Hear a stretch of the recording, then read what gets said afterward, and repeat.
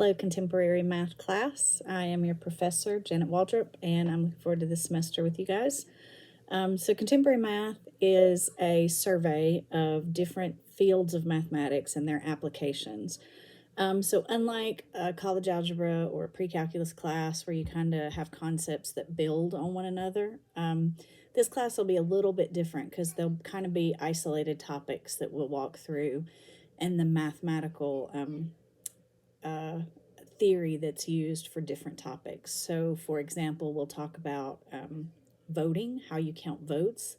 Seems like a pretty straightforward idea, but it can get very complicated, especially the more candidates that you have. We will talk about Euler circuits, which kind of have the application of how is the most efficient way to route things. Like it could be garbage trucks, it could be paper routes, and how those can be done so that they are the most efficient. We'll talk about home loans, credit cards, things like that. So some real life applications for math equations and formulas. So so make sure that you read the welcome and important course information in Blackboard. It goes over kind of the layout of the class. So this class is a high flex class. What that means is there is an optional in-person component. So everything that you need to complete the class is in Blackboard online. Your assignments are there, your textbook is there, videos are there. However, we will meet on campus Mondays and Wednesdays at 9:30, and those are opportunities for you to come get help with assignments, have your questions answered. They're meant to be interactive. It's not, my plan is not to show up and like lecture and teach you through the material. That's what these videos are for. And then also your textbook resources.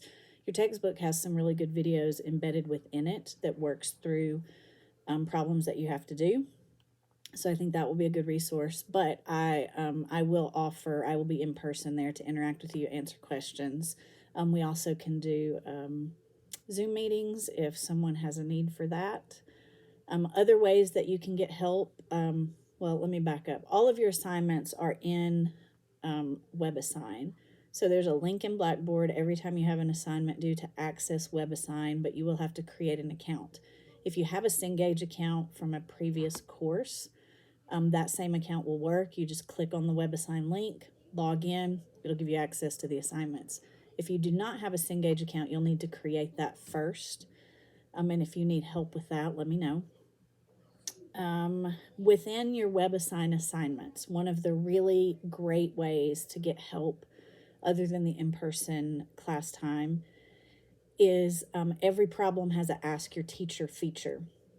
So if you're working through a problem and you get stuck, you can click the Ask a Teacher feature and I will get whatever question you type, but it'll also show me where you are in the problem. I can see the exact problem you're doing. I can see where you got stuck, what you've done, what you haven't done, and then I can give you feedback to help guide you in the right direction. I try to check those daily during the week and answer them almost daily, certainly by the next day I will answer them. So that's a great way to get your questions answered. However, if you wait till the weekend to do the assignment and you ask me questions, you might not get a response before the assignment's due. And so just beware of that. Saturdays, I'm not necessarily at my computer answering math questions all day.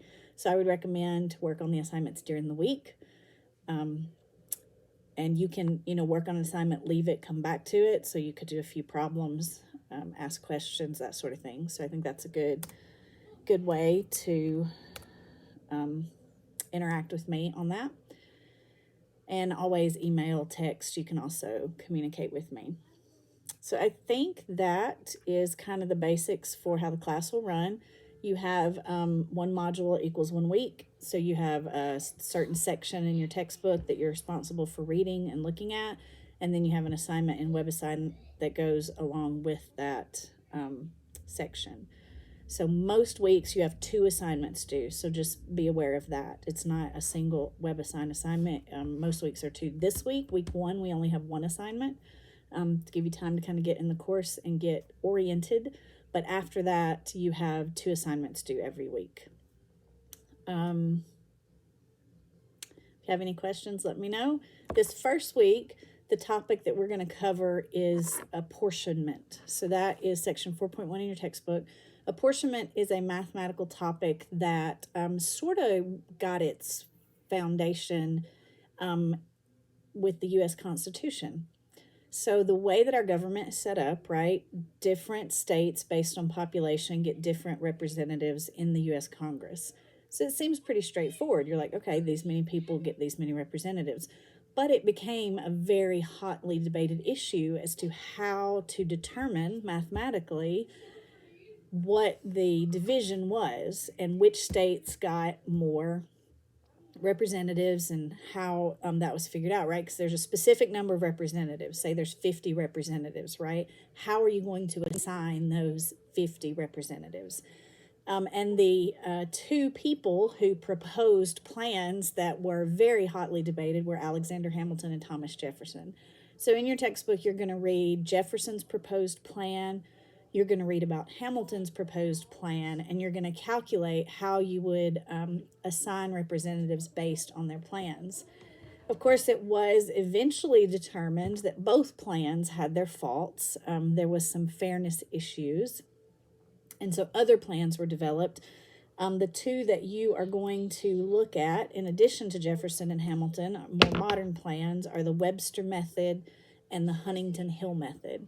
And so these are methods that are used to apportion not just United States representatives, but state representatives, or you can use this sort of apportionment, right? How you're going to divide things up with where ambulances are going to be in a city. Like a city has a set number of ambulances, right? And different parts of the city are more populated than others. So who gets the ambulances? Where are they close to? Where should they be stationed? So these apportionment methods can help people determine those things.